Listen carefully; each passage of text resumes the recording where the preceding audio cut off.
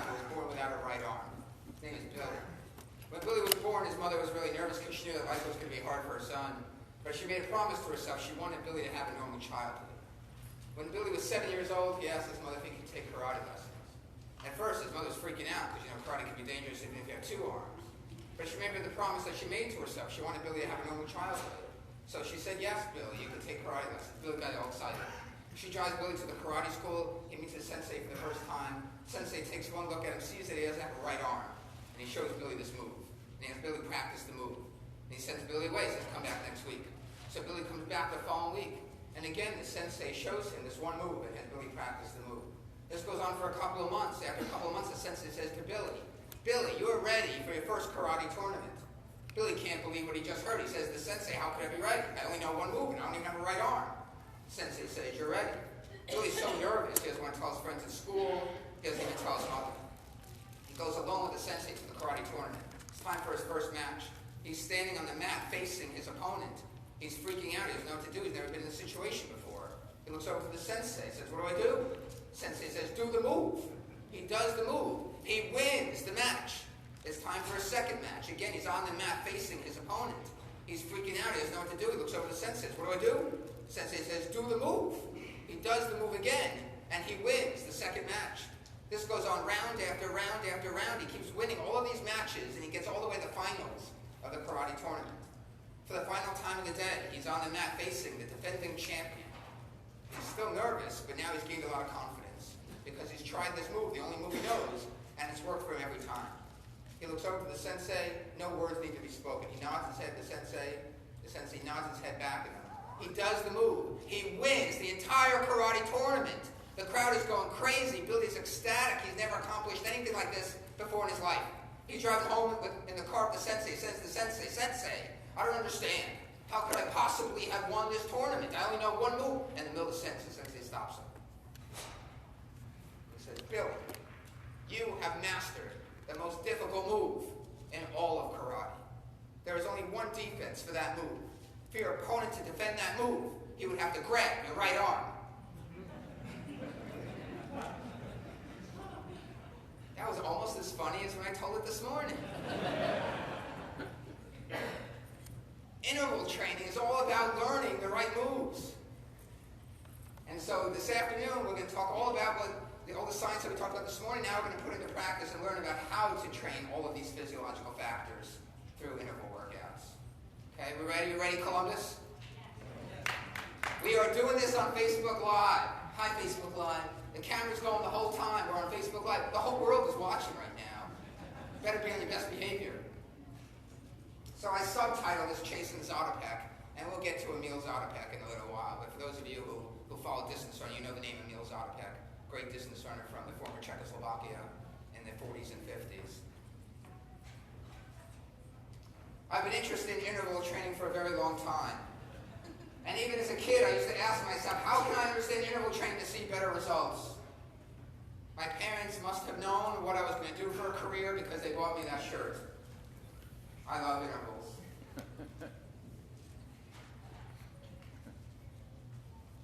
So what is interval training?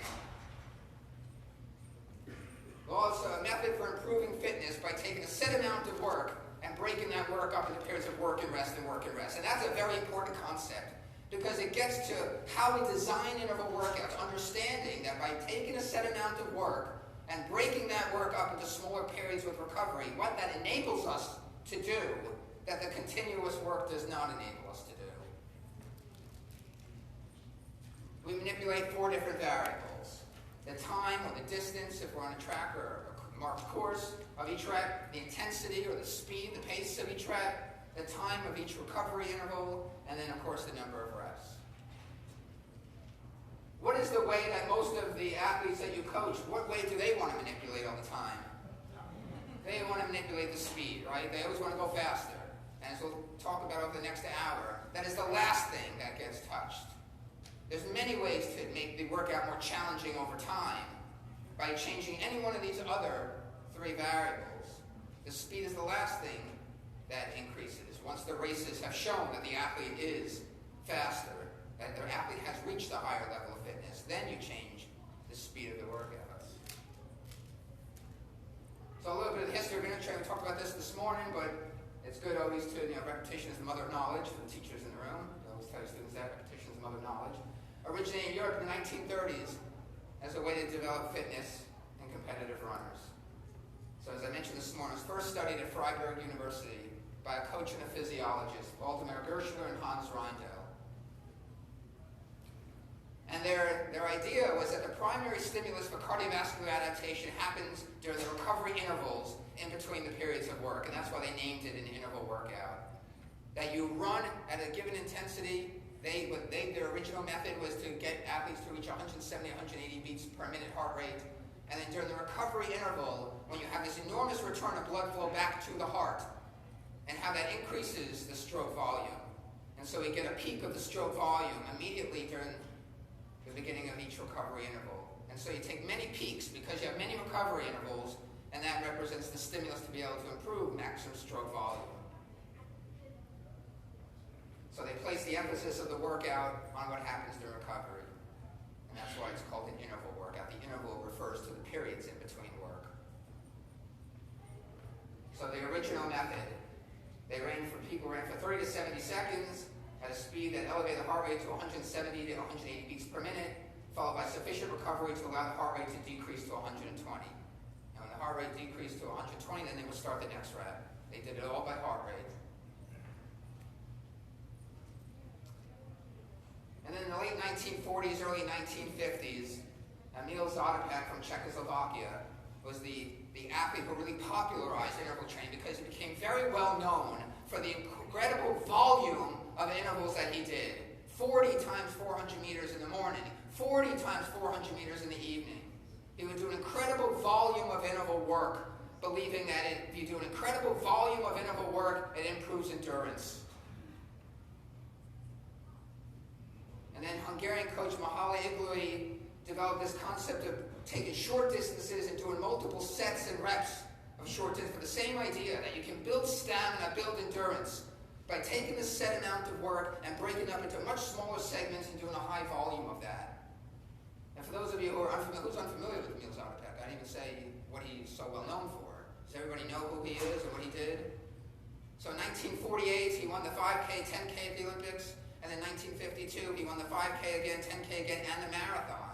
The only athlete to ever win the 5K, the 10K, and the marathon at the same Olympics. The only one who's ever tried. Nobody, I don't think, will ever try that again. Now we have the people who just do the marathon, and then the 5K, 10K, a lot of them double. But people who do the 5K, 10K wouldn't dare try to also run the marathon at the same Olympics. But back then, it was much more common to do that. They didn't specialize as much as they do now. And then in the 1960s, a famous physiologist from Sweden, Per-Olof Astrand, discovered that if you take a set amount, and he did his research on a bicycle, that if you take a set amount of work and break that work up into periods of work and rest, that you can accomplish a total greater amount of work at a higher intensity. And so this is when it was first studied in a lab by Astrand. If you guys are familiar with it, there's a bicycle test named after him. It's the Astrand submax bike test to predict VO2 max. It's used in a lot of labs around the world.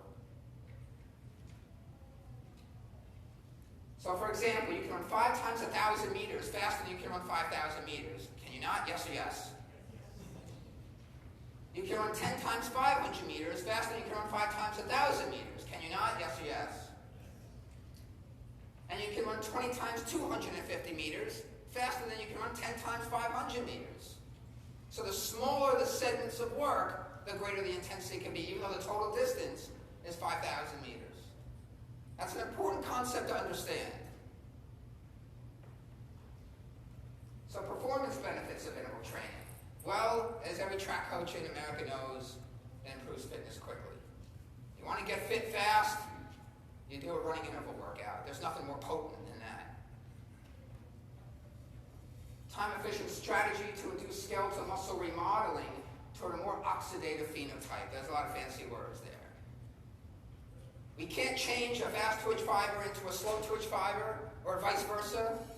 But if you do the right amount of interval training, You can make those fast twitch fibers take on more aerobic characteristics, or vice versa. You can make a slow twitch fiber take on more anaerobic characteristics, depending on how you train.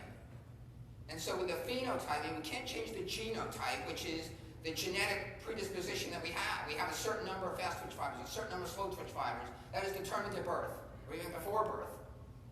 But the phenotype is the way those genes are expressed. And we talked earlier about different kinds of stimuli and how we get different messenger RNAs, which write the code, a different code for different proteins. That's how the genes are expressed, based on the stimuli, based on your environment. Your training is your environment.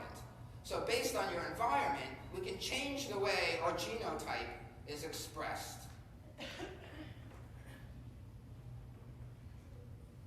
So here's a study that showed interval workouts, and they did 4 minutes of total work at 170% VO2 max, so very high intensity work. Induces comparable muscle fiber changes as continuous exercise, and what they used was 30 minutes at 65% VO2 max. And there's a lot more research coming out now that, historically it was thought that the increase in mitochondria only came from volume of work. You had to train aerobically all the time to get the increase in mitochondria. And we now know that interval training also induces what's called mitochondrial biogenesis, the making of more mitochondria. And it doesn't just have to be from increasing the volume of work. It can also come from interval training, but the right kind of interval training. And then Martin Gabala at McMaster University in Canada has done a lot of that research that turns on the signaling cascade that leads to the synthesis of mitochondria. And then we also know that it increases the skeletal muscle enzyme activity. So if you do anaerobic speed work, you're going to make more of the enzymes involved in glycolysis. If you do more VO2 max work or lactate threshold work, you're going to make more of the aerobic enzymes involved in the Krebs cycle and electron transport chain. Very specific to the kind of training that you do. So let's look at the types of interval workouts, and then we're going to go through each one and talk about the specifics. So we're going to go from slowest to fastest speed. So the acidosis lactate threshold intervals, the VO2 max intervals, the anaerobic capacity intervals, and then the anaerobic power intervals. So we're going to go through each one. So we talked about this earlier. The threshold refers to the fastest pace that is still aerobic before anaerobic metabolism begins to play a significant role. So reps lasting 5 to 25 minutes with short recovery intervals less than the time of the reps. So adaptations increase aerobic systems. Every time you say aerobic system, think of Krebs cycle electron transport chain. Increase aerobic system enzyme activity. Increase lactate clearance from the muscle, because lactate has to go to other places where it's used. It goes to the heart. It goes to the liver. Increase acidosis threshold to a faster pace, making what was anaerobic pace before now high aerobic. And that's the most significant characteristic of these kinds of workouts. To take what was an anaerobic pace before and now make it high-end aerobic, so that you would have to run faster before you start to induce anaerobic metabolism and all the things that cause fatigue with that. So what pace do you run these workouts at? For slower, more recreational type runners, so maybe the freshmen on your team who have no history of this, about 20 to 30 seconds per mile slower than their 2-mile race pace. Maybe it's about 15 seconds per mile slower than their 5K race pace. And if you do it by heart rate, about 75-80% max heart rate for a true beginner. Highly trained, more competitive runners, it's a bigger difference because it takes them less time to complete the 2-mile race. So the threshold is going to be about 35 to 45 seconds per mile slower than the 2-mile race pace, and it's a higher percentage of the maximum heart rate. And a very well-trained runner, their threshold will occur right near 90% of their max heart rate, which sounds pretty high, but that's comfortably hard for a person who is very well-trained. And like I said earlier this morning, it subjectively feels comfortably hard. So if you use a 10-point scale, about a 7 to 8 on a 10-point scale. Comfortably hard, high-end aerobic. All right, let's look at these specific workouts now. Here's examples of workouts. Short runs at threshold pace with short rest intervals. So for example, 4 times a mile at threshold pace with a 1-minute rest. And as as I go through this, even though runners tend to think in terms of distance, especially if you're on a track doing a workout, what matters is the time.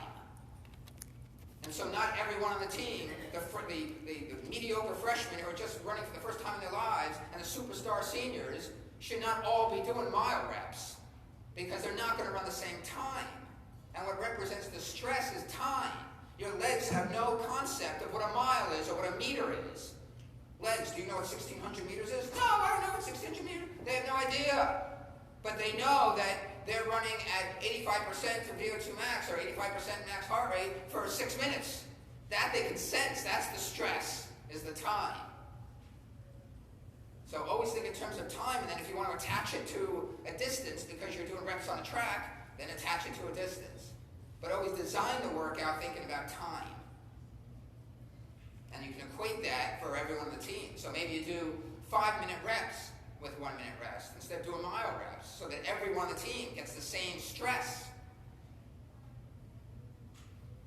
Or another example, 8 times a kilometer at threshold pace with 1-minute rest. You go anywhere else in the world, they don't think in terms of mile. They have no idea what a mile is. It's all kilometers in the rest of the world. And then what I call AT+.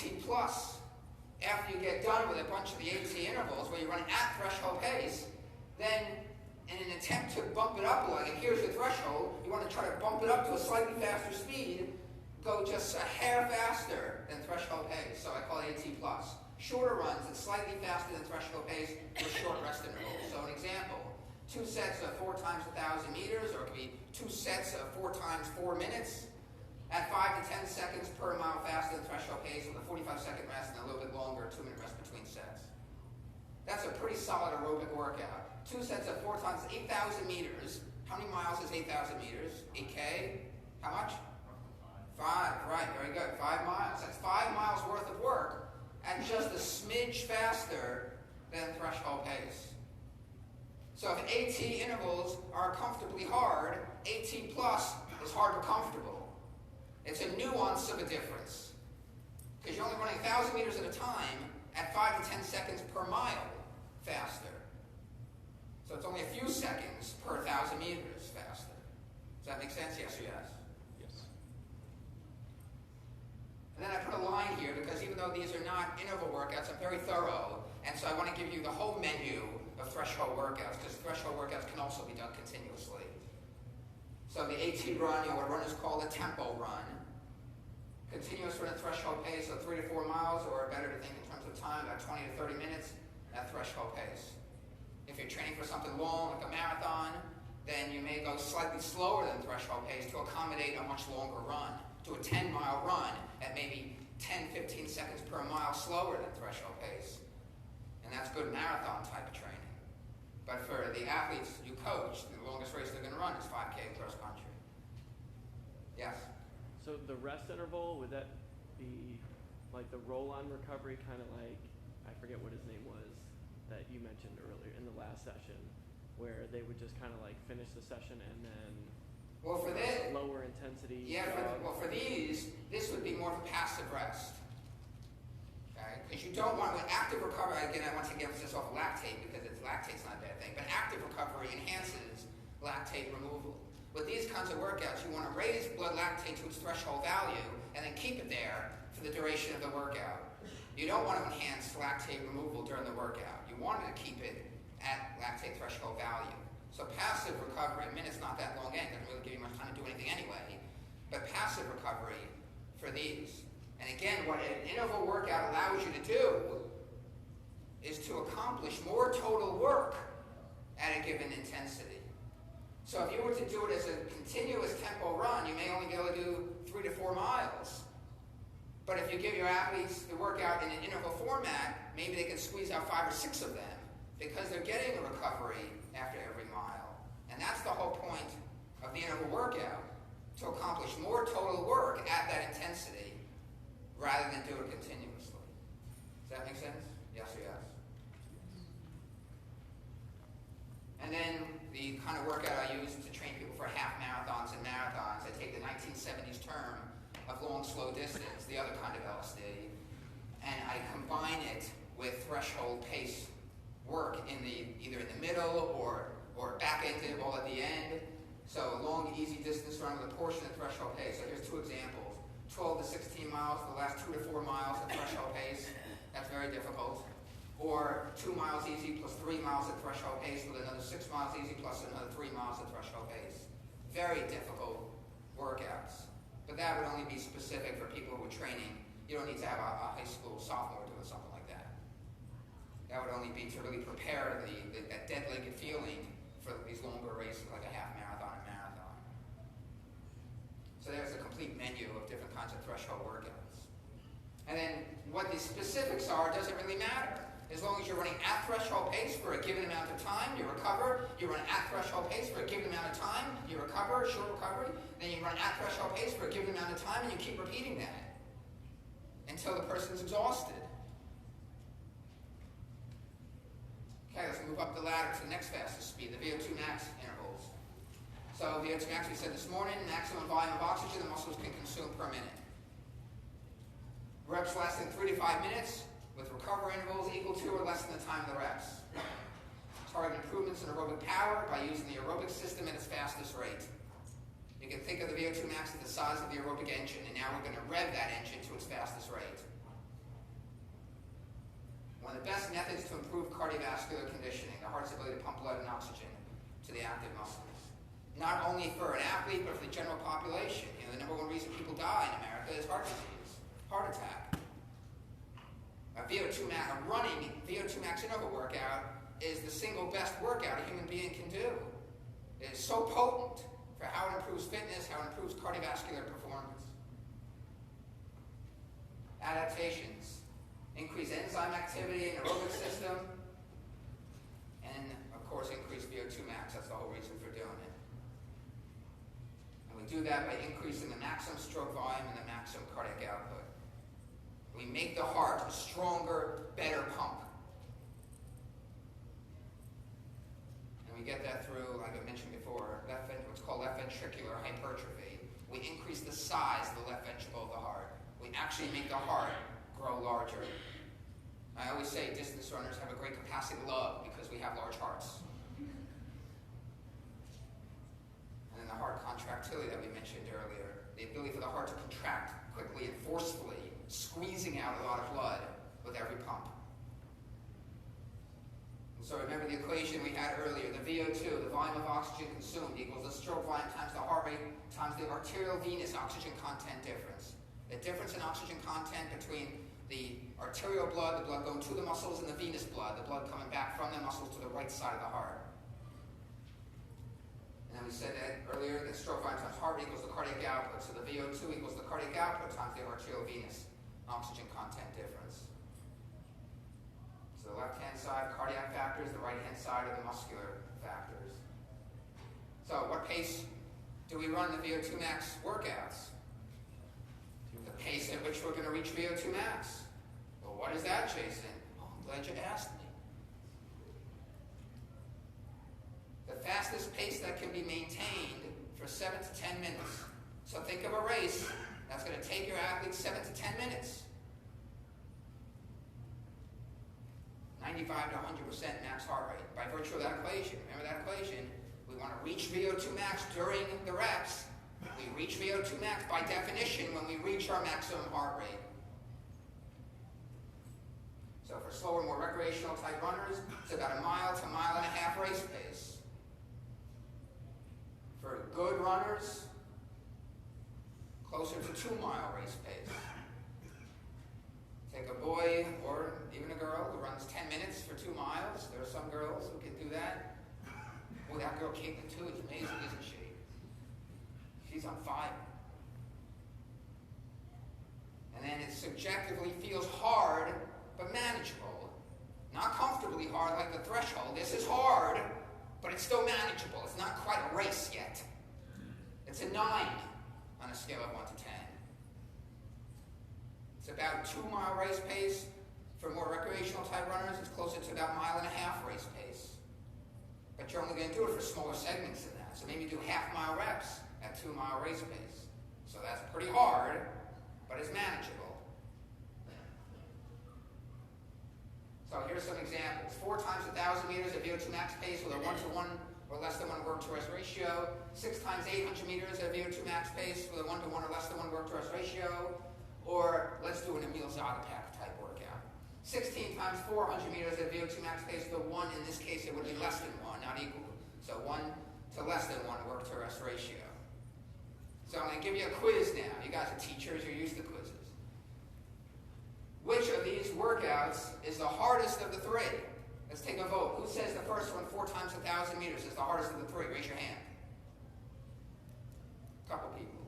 6 times 800 meters. Who thinks that's the hardest? 1 person. 16 times 400 meters. A lot of people aren't voting, but most people vote for that one. Who said that 4 times 1,000? Raise your hand, high and proud. Because that's the most difficult of the 3. Your body knows 2 things, remember. How hard it's working, the intensity, and the time that you are holding that intensity. Even though the first one is only 4 reps of them, you're asking your heart to pump blood at its fastest rate. You're asking your heart to work at its maximum capability for 1,000 meters at a time before getting a break. Whereas the last one, even though there's 16 of them, and that seems daunting, you're getting a break after every 400 meters. The cardiovascular stress is greater with the first one because you're running at your VO2 max intensity for a longer period of time. And so it makes it more demanding. Plus, for the people in here who notice these kinds of things, where does your VO2 max intensity fall on the continuum of paces? Is it above or below your threshold? Above. It's above. And what do we know about intensities above the lactate threshold? There's a significant anaerobic contribution to the activity. So when you're running at VO2 max pace, even though VO2 max is an aerobic parameter, it occurs at the same time that there's a lot of anaerobic metabolism taking place. So that's another reason why it's difficult.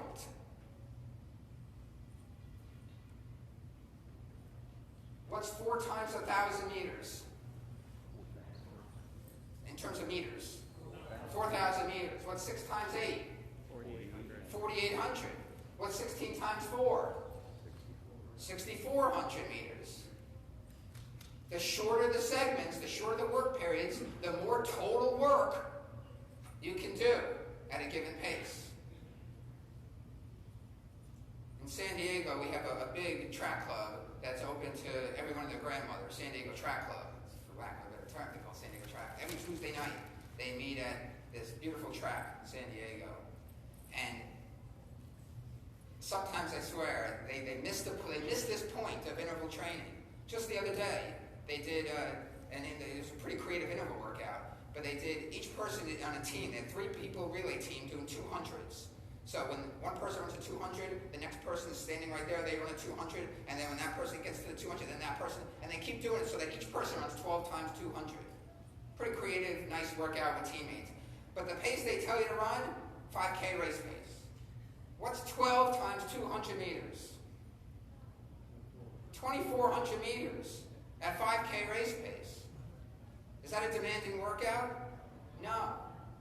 If you're going to run 200-meter segments at 5K race pace, the total distance of that workout must be longer than 5,000 meters. Otherwise, you could have just done it continuously. The whole purpose of an interval workout is that it enables you to accomplish more total distance than what you could do if it were a continuous run. So for example, so that example workout, either run the 200s much faster than 5K race pace, like at mile race pace, then you have 2,400 meters worth of work at mile race pace, or if you're going to do them at 5K race pace, do a lot more than 12 of them, so that the total distance adds up to be more than 5,000 meters. Does that make sense? Yes or yes? Yes. So many people around the country miss that point, but that's the whole point of an interval workout. Otherwise, you could have just done a continuous run. So here's what these 3 workouts look like. If you can run 1.5 miles in 10 minutes at 6:40 mile pace, 4 times 1,000 meters in 4:10 with 3-minute jog recovery, 6 times 800 meters in 3:20 with a 2.5 to 3-minute jog recovery, or 16 times 400 meters in 1:40 with half the amount of time, 50-second jog recovery. Here's the other part of the quiz.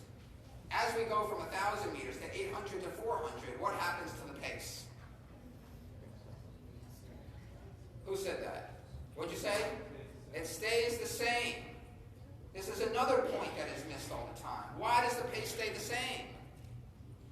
VO2 max. Because the purpose of the workout is the same. The distance or the time, like you can think, I didn't write it there. You can think in terms of time rather than thinking in terms of distance. But regardless of which way you design the workout, as athletes go from 1,000 to 800 to 400, as they see it gets shorter, they want to run faster. But that defeats the whole purpose of what it is you're trying to train. Every workout has a purpose. And then you match the speed to that purpose. So 400 meters in a minute 40 is the same exact speed as 800 meters in 320, is the same exact speed as 1,000 meters in 410. They're all 640 per mile pace. The way you make the workout harder over time is to manipulate any one of those other three variables. What can we do to make these workouts harder if we don't touch the speed? Recovery. We reduce the recovery interval. That's going to make it a lot harder. What else can we do? Increase the reps. That's going to make it a lot harder. What else we can do? Increase the distance, or the amount of time that you're holding the pace. Instead of doing 800s, we can do thousands. Instead of doing thousands, we can do 1200s. There are three other ways. And as I said earlier, forget these numbers. I just put these numbers here to make the point. But the number of reps is arbitrary. The best way to do an interval workout is to design the workout to meet the physiological purpose, and then say, all right, we're doing this workout, and we're leaving it open-ended. And you take one rep at a time, and you keep doing it until you're very, very, very fatigued. Because that's what we respond to. That's how we adapt.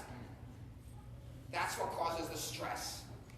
And not a team of 20 people. Are you going to have everyone who gets the same degree of fatigue after 4 reps? That's an arbitrary decision to make. Leave the workout open-ended. So what I just said is in words there. Remember, I said the gremlins are behind the screen. They write down everything. Although it's tempting, especially these young kids, all they want to do is race each other all the time. And that's fine. It's great that they're competitive like that. But there's a time and a place for it. You have to train with intelligence. You have to educate them on why are we doing this workout this way. Empower them. Get them to take agency over what it is that they're doing. So as runners progress, make the workouts harder by adding more reps or decreasing the recovery intervals rather than by running faster. So the races dictate the training speeds, not the other way around. It's logical to think if I want to run faster in a race, I need to run faster in practice. And for sprinting, for power type sports, that is very much true. That's why you see these sprinters with towing themselves to a car, and they're trying to keep up with the car. You see the sprinters do crazy things. They try to get faster, faster, faster. But for distance runners, it all comes down to I Love Lucy. When I was a kid growing up, I used to love watching Lucille Ball. She was one in a million. Love her. I used to watch I Love Lucy all the time, black and white, before they colorized it. Who remembers I Love Lucy, black and white? There's a few, there's a lot of them. There's one famous episode of I Love Lucy. Well, there's many famous episodes, but maybe their most famous episode is the chocolate episode. Yeah. Lucy and Ethel are working at a chocolate factory. I don't know why they got a job in a chocolate factory, but that's beside the point. They're working at a chocolate factory, and at first, the conveyor belt is coming down very slow, and their job is to wrap, for those of you who are unfamiliar with I Love Lucy, their job is to wrap the chocolates as it comes down the conveyor belt. So first, the conveyor belt comes very slowly, and they have no problem picking up the chocolate, wrapping it, sending it on the way, pick up it, wrap it, send it on its way down the conveyor belt. But then, the conveyor belt speeds up, and speeds up, and speeds up, and it gets so fast that Lucy and Ethel can't keep pace with wrapping up the chocolates. They end up shoving it in their mouth, and they put it in their clothes and in their hat because they don't want to get in trouble when the supervisor comes out and they sees all the chocolates. That's the way most runners want to train. They want to keep speeding up that conveyor belt. But if you want to wrap more chocolates in a given amount of time, what do? You create more conveyor belts, and you create more Lucys and Ethels, because Lucys and Ethels are the enzymes that exist deep inside of our muscle fibers, deep inside the mitochondria. And those aerobic factories, those conveyor belts, are the mitochondria. And so whoever directed and produced that episode of I Love Lucy had no idea that they were giving away the secret to distance running performance. Runners don't do workouts to practice running faster. They do workouts to induce the physiological changes, to make more mitochondria, more leucine ethals, more conveyor belts, so that you can produce more ATP at the end of all of those conveyor belts in a given amount of time. And that's the more elegant way to become a distance runner. Yes? How do you balance, I know when you said like the 4x1000 would be the hardest, and you'd get the benefit of running for that long under that condition, but then interval training, you get the benefit in the rest period, right? So, well, both. I mean, so how do you balance, both. like, is there a way to artfully choose the distance you're running versus the number of recovery intervals you want? I mean, over time, you're not just going to do one versus the other. Over the course of an entire training program, you can do all the different kinds so that you hit everything from every angle. Because with the 400 meters, there's so much volume to it, then you get multiple spikes in the stroke volume. You get, 15 spikes in the stroke volume. And so there's that benefit to that workout. Whereas the first one, there's a benefit of trying to hold the pace for a longer period of time. And there's a greater load on the cardiovascular system during the reps for the first workout. So yeah, over time, over the course of a whole training program, you hit every angle. You do all the different kinds of VO2 max workouts. You never just do the one.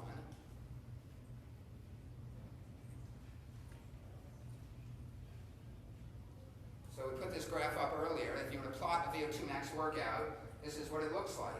We start the first rep at some elevated VO2 and heart rate compared to rest, depending on how vigorous the warm-up was, will dictate where we start the first rep. And then we have this quick curve of linear increase. We may or may not reach that VO2 max, heart rate max line on the first rep, but that's okay. This is why we take an insufficient to not a full recovery. So during the recovery, the VO2 and the heart rate drop pretty rapidly, and the more fit you are, the faster it drops. And then we start the next rep at a VO2 and heart rate more elevated compared to the first one, so that at some point during that rep, we're going to reach that line. Then we recover, and then we start the third rep at a VO2 and heart rate more elevated compared to the second and compared to the first, so that sooner into that rep, we reach that line. And the goal is to spend as much time butting right up against that line as possible, because that's what's going to represent the stimulus to improve that parameter. Just like the threshold, we want to improve the threshold, we run at threshold pace. If we want to improve VO2 max, we repeatedly run at the part's maximum capability for it to do its job.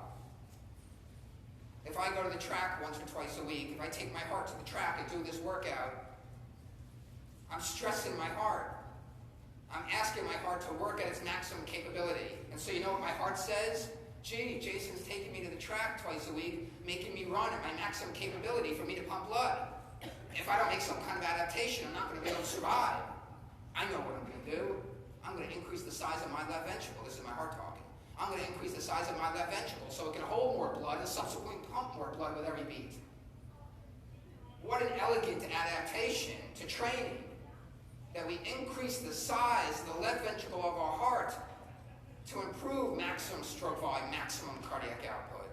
How cool is that? That's very cool, Jason. Oh, I'm glad you think so. What an elegant adaptation to training that is. Now we get to the next fastest speed, anaerobic capacity. What energy system is this going to focus on? Anaerobic? Glycolysis, right? Anaerobic glycolysis. So the ability to anaerobic capacity refers to the ability to regenerate energy through anaerobic glycolysis. So intense reps less than 30 seconds, no longer than 2 minutes, with recovery intervals 2 to 4 times as long as the reps. And as I mentioned earlier this morning, that distance runners will sometimes also cut the rest because we're always training endurance, even if it's speed endurance. Whereas a true anaerobic athlete will take much longer recovery versus the time of the work. Target improvements in anaerobic capacity by using anaerobic glycolysis as the predominant energy system. So now we're isolating that part of metabolism. So adaptations include increased muscle glycolytic enzyme activity, all the enzymes involved in the 9 chemical reactions of glycolysis. We're the biology teachers. There's a couple I know. There's Shy.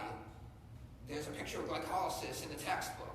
And there's an enzyme that catalyzes each one of those 9 chemical reactions. We can make more of those enzymes by focusing the interval training on this kind of work. And as we mentioned earlier, improve the buffering capacity of the acidosis. So with these kinds of workouts, you want to induce acidosis on a regular basis so that we adapt to that stress. So I'm going to put a bunch of examples here. There's no magic in these specific examples. As long as the reps are fast enough to induce acidosis and are somewhere between about 30 seconds and about 2 minutes, then you can be creative and design the workout however you want to. 400 meter reps at mile race pace, 2 sets of 3 to 4 times 300 meters at 800 meter race pace with a 1 to 3 work to rest ratio and a little bit longer rest in between the sets. 4 times 600 meters, so only if it's going to be 2 minutes or less to do 600 meters. At 85% the 400 meter pace with a 1 to 2 work to rest ratio. Boy, that's hard. But it has to be hard. You want to drop the muscle pH so that we respond to that stress and make the necessary adaptations. And again, you can get creative. Exact reps don't matter. What matters is causing fatigue. It's the fatigue that we respond to. That's what we adapt to. So the workout has to be stressful enough to force an adaptation to be made. And that's all training really is. It's a series of forcing adaptations. And now we get to the fastest speed, anaerobic power. So what energy system is this going to focus on?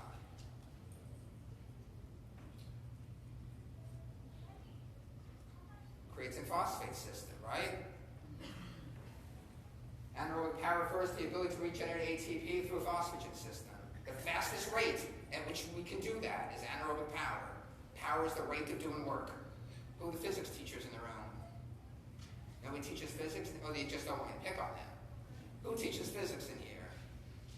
Nobody teaches physics. Okay, liars. Very intense reps lasting 5 to 15 seconds with a very long recovery, 3 to 5 minute recovery, to replenish creatine phosphate back in the muscle. Target improvements in anaerobic power by using phosphagen system as the predominant energy system. So now we isolate this system. Long recovery allows for near complete replenishment of creatine phosphate. So we can use that as a fuel on the next rep, and then use that as a fuel on the next rep, and then use that as a fuel on the next rep. So adaptations include increased fast twitch, muscle fiber and motor unit activation, increased activity of the one enzyme. You know, the phosphagen system is only one chemical reaction. ADP, adenosine diphosphate plus creatine phosphate, gives us ATP, adenosine triphosphate plus creatine. And there's one enzyme that catalyzes that one chemical reaction, creatine kinase. We make more of that enzyme. Enzymes are very important in metabolism because they dictate the rate that metabolism works. So if we want to create more ATP at the end of the conveyor belt, we make more enzymes, we make more leucines and ethyls. And we'll get more chocolate at the end of the conveyor belt. So here we go, ADP plus creatine phosphate, or we can take the ADP and phosphate that's sitting around, that's free in the muscle. And there's 2 different enzymes. If we combine ADP and the creatine phosphate system, under the action of creatine kinase, we get ATP plus creatine. And if we just take the 2 constituents of ATP, ADP and inorganic phosphate, then the enzyme that catalyzes that chemical reaction is ATP synthase, and we get ATP. And then once we make ATP, we have to then break it apart to liberate the energy for muscle contraction. And to break it apart, we need something. What do we need? Our bodies are more what than anything else? Water. And so we add water to it. And then we get back up to the beginning, but we also add a hydrogen ion for the breaking apart of the water. And so when you're sitting here, you're going through this pretty slowly because the demand for ATP is not that high. But then when your athletes go and they run really, really fast, they're cycling through this really, really fast over and over again, billions of times. And so we start to accumulate a lot of hydrogen ions. And when we accumulate those hydrogen ions, that drops the pH. And that's what causes acidosis. So the acidosis comes from ATP hydrolysis. A lot of people still think it comes from lactic acid, lactate, whatever you want to call it. It has nothing to do with that. It comes from ATP hydrolysis, the breaking apart of the water. So here's some examples. 10 times 20 meters at max speed with 3 to 5 minute passive rest. 10 times 50 meters at max speed with 3 to 5 minute rest. 4 times 150 meters at max speed with 3 to 5 minute rest. It doesn't matter what distance you choose, as long as it's somewhere between 5 and 15 seconds, nearly or at as fast as you can go, and then you take plenty of recovery to replenish creatine phosphate back in the muscle. And then within that contextual frame, you can get creative and design the workouts any way you want. I think I have like ladders and pyramids here, or maybe I don't. But you can like create a ladder. You can do maybe like 25, 50, 75, 100 meters, and then work back down the other side of the pyramid. You can get creative with these. It doesn't have to be one way or another. As long as you, with any of these energy systems, as long as you work within that time frame, and you work with the right intensity, the right speed, pace, however you want to think of it, then you can design the workout any way you want. Does it matter in an interval workout if you do 10 times 20 meters or 10 times 24 meters? Of course not. Your legs aren't going to know the difference. And so that's where you can get creative and design a whole menu of different workouts. As long as you progress with these workouts over time, that's where the magic happens. That you either progress by adding more reps, or if it's a VO2 max workout, maybe you progress by shortening the recovery. You wouldn't want to shorten the recovery for these because it meets a different purpose. You still want it to be long enough to replenish creatine phosphate back in the muscle. But with the threshold workouts, the VO2 max workouts, you can play with the recovery, you can play with the number of reps. Did you have a question? Yeah, just for the last one, you want those active? For this is pretty passive. For the creatine phosphate is passive. Because active recovery will then block the replenishment of creatine phosphate back in the muscle. With the VO2 max workouts, you want active recovery because you want oxygen consumption to be elevated the entire workout. You don't want it to come back down to where it was in the before the very first rep. Remember when it was pretty low, the very first rep? You don't want it to come back down so much because you want to be able to reach VO2 max during the next rep. So in a VO2 max interval workout, it should be active to keep oxygen consumption elevated. That's what you're trying to train. You're trying to train oxygen consumption. All right, final thoughts about the interval workouts. Intervals are a great way to burn calories and get very fit fast. For people interested in weight loss, the calorie thing is huge for them. They want to burn as many calories as possible. You can improve aerobic fitness more than anaerobic fitness. You can't just keep doing speed all the time and expect to get faster. A high school freshman, no matter what they do, is going to get faster from freshman year to senior year because they just don't have a history of running on their legs. And that's why it's easy to get them to improve. But the real improvements in fitness, the real improvements in performance come from the aerobic side. Lifting, the analogy of the pyramid is used a lot. Lifting that pyramid from the base rather than trying to pull it from the top where the speed work is. Pulling it from the top is never going to be as effective as lifting the performance from the base of that pyramid. Now, I mentioned this morning that next Friday I'm going for the first time in my life, I'm going to Kenya to a 2-week running camp around the Kenyans. And everyone is so interested in the mystery of the Kenyans. There's not a whole lot of mystery. There's no secrets. One of the reasons why they are so good is because from the time they are little kids, they spend time building their aerobic house. Because they run back and forth to school, they run to go fetch water for their families, they run and they run and they run. It's a part of their life. It's a part of who they are. They don't think, okay, I got to go train today. I'm going outside to run. They just run because that's how they live. It's a very, very, very poor country. And so they run all over the place. And they run to school. And if they're late, the teacher beats them. And you can't get away with that in the U.S. They run home for lunch. Then they run back to school in the afternoon. Then they run back home. By the time a Kenyan is 17 years old, they have built their aerobic house. By the time an American is 17 years old, they've burnt themselves out with all the anaerobic speed work and all the races. When I was in high school, I went to high school in New Jersey. Cross-country racing, indoor track racing, outdoor track racing. racing. That's not the way to train if you want your kids to be as good as they possibly can be. Develop them aerobically. Lift the base of performance from the bottom, and then put the speed work on top of that. It takes longer to improve endurance than to improve speed, power, strength. Because it goes back to what we said before about the protein synthesis. It's all construction. You got to make all these mitochondria, all the enzymes, build the capillary network. It's construction. And that takes months to years to proliferate that to its greatest genetic potential. It takes a long time. Fatigue matters more. We've already mentioned this. Fatigue matters more than the number of reps. So leave, especially when you have a team, it's better to leave the workouts open-ended and let them challenge themselves. It also directs their behavior, because now they're forced to focus on just one rep at a time instead of thinking what's to come, because they don't know what's to come. They think about what I'm doing when I'm doing it.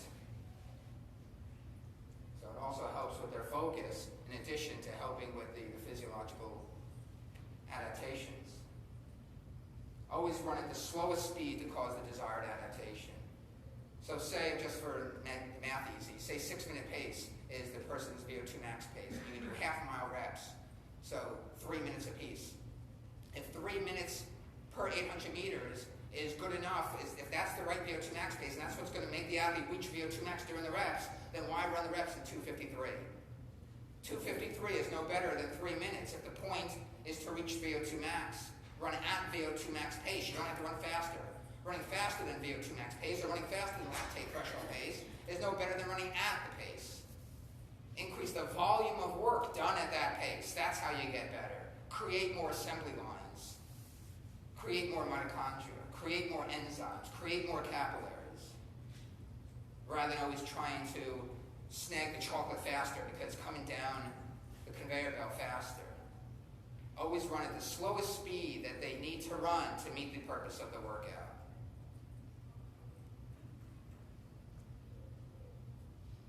When I finish, come back to Emil Zatopek. Emil Zatopek was once asked, because he did so much short, fast interval training, he was running 100 meters. And people would ask him in their Czechoslovakian accents, Emil, why do you run 100 meters when you are a distance runner? And Emil would respond in his Czechoslovakian accent, if I run 100 meters 20 times, that is 2 kilometers, and that is no longer a sprint.